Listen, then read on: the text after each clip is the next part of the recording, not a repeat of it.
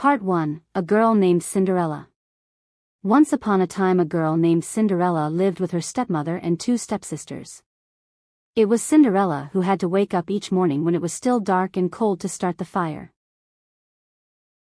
Cinderella who cooked the meals. Cinderella who kept the fire going. The poor girl could not stay clean, from all the ashes and cinders by the fire. "What a mess you are," her two stepsisters laughed. That is why they called her Cinderella. One day, big news was announced in their village. It was time for the prince to find a bride, and the king and queen were going to have a ball. All of the young ladies of the land were invited to come. The stepsisters were wild with joy. They would wear their most beautiful gowns and fix their hair in the most splendid way. No doubt they would be the one to win the favor of the prince. Cinderella now had extra work to do. She had to sew two fabulous gowns for her stepsisters in the latest fashion. "Faster," shouted one stepsister. "You call that a dress?" screamed the other. "Oh, dear," said Cinderella. "When can I?" The stepmother marched into the room. "When can you what?"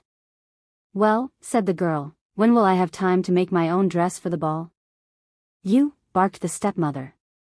"Who said you were going to the ball? Did you hear that?" One stepsister rolled back with laughter. "Cinderella, going to the ball? Looking like that?" Her stepsisters roared with laughter. They'd never let that mess in the front door. Cinderella thought to herself, "I may look like a mess, but I am not a mess, not really, and if I could, I would go to the ball." Soon the big day came. Poofed and pampered, the stepmother and stepsisters were ready to leave for the big night. Part 2, The Big Party. A fine carriage arrived to pick them up. The stepmother and stepsisters hopped inside. "Goodbye," called Cinderella. "Have a good time." But the stepmother and stepsisters did not turn to respond. The carriage door shut and off they were, in a cloud of dust.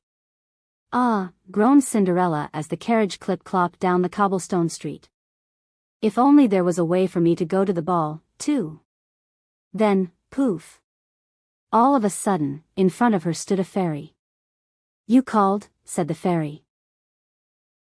"I did," said Cinderella. "Who are you?" "Your fairy godmother, of course. I know what you wish, and I have come to grant it." "But," said Cinderella, "my wish is impossible."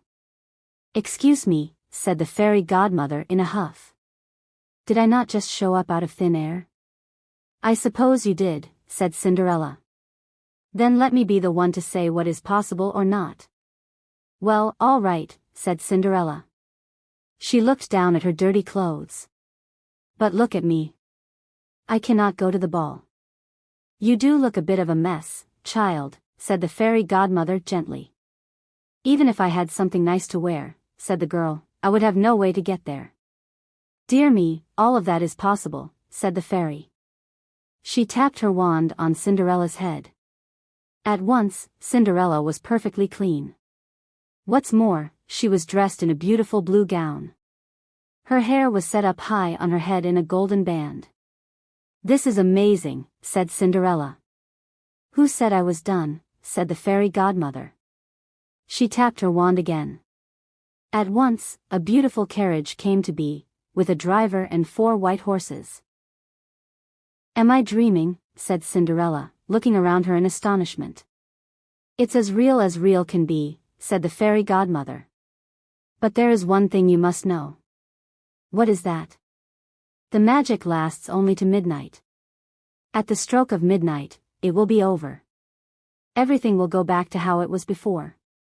"Then I must be sure to leave the ball before midnight," said Cinderella. "Smart cookie," said the fairy godmother. She stepped back. "My work here is done." In a puff of smoke, the fairy godmother was gone. Cinderella looked around.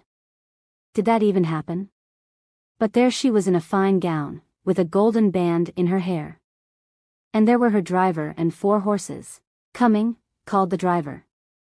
"I suppose it did," said Cinderella. She stepped into the carriage, and they were off. Part 3, The Ball. During the ball, the prince felt despondent. "Why do you have that sad look on your face?" the queen said to her son. "You would think you weren't at a royal ball your father and I are hosting just for you, so you can find a bride." "I know you and father are looking out for me," said the prince. Yet something was wrong. He had already met most of the young women at the ball, and after he said hello, there was nothing more to say. "Look!" Someone pointed to the front door of the ballroom, at the top of the stairs. All heads turned. Who was that lovely maiden stepping down the stairs? She held her head tall and stepped with grace and elegance. Who was she? No one knew. "There is something about that young lady," said the prince to himself. "I will ask her to dance." He walked over to Cinderella.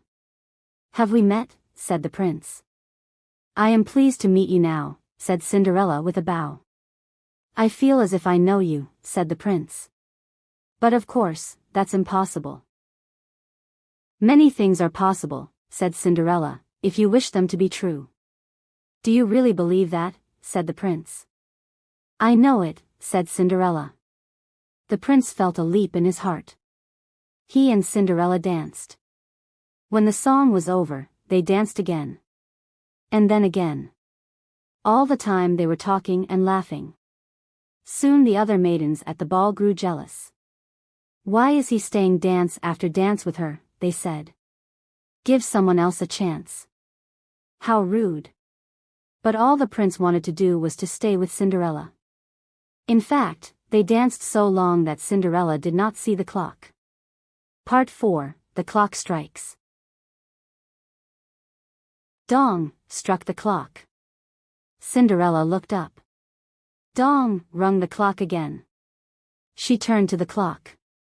"Oh, my," she cried. "It's almost midnight." "Dong," called the clock. "Why does it matter?" said the prince. "The night is young." "Dong," rung the clock again. "I must go," said Cinderella. "Dong," went the clock. "But we just met," said the prince. "Dong," rung the clock. "I must go," said Cinderella. She ran to the steps. "Dong," cried the clock. "I cannot hear you," said the prince. "The clock is too loud." "Dong," rung the clock. "Goodbye," said Cinderella. They ran up the stairs as fast as she could. "Dong," went the clock. "Please, stop for a moment," said the prince. "Oh, dear," she said as one glass slipper fell off her foot on the stair. But Cinderella kept running. "Dong," said the clock. "Please wait a moment," said the prince. "Dong," rung the clock. "Goodbye." Cinderella turned one last time. She rushed out the door. Dong. The clock was quiet. It was midnight. "Wait," called the prince. He picked up her glass slipper and dashed out the door to follow her. He looked around but could not see her blue dress anywhere. "This is all I have left from her," he said, looking down forlornly at the glass slipper. He noticed that it was made in a special way, to fit a foot like none other. "Somewhere that young maiden has the other glass slipper," he said.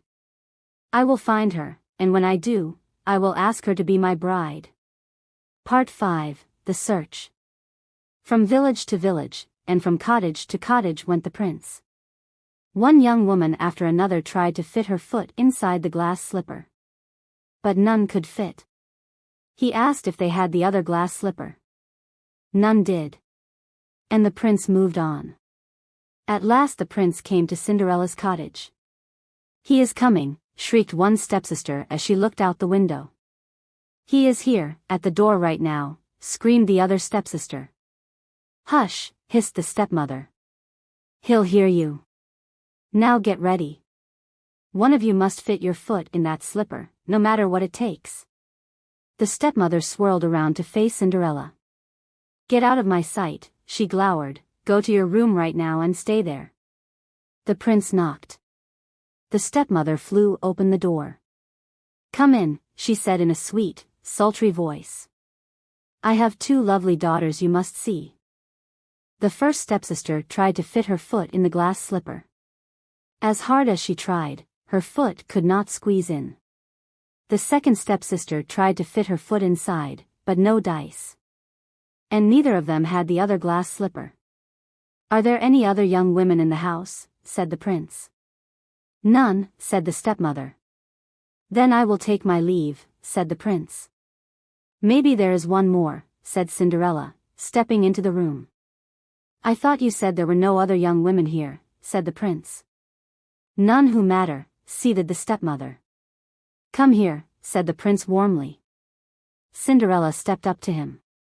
The prince got down on one knee and tried the glass slipper on her foot. It fit perfectly. Well, I suppose I have the pair back again, said Cinderella. And from her pocket she took out the other glass slipper. I knew it, he cried. You are the one. What? Shouted a stepsister. Not her, screamed the other stepsister. This cannot be, shrieked the stepmother. But it was too late. The prince looked into her eyes.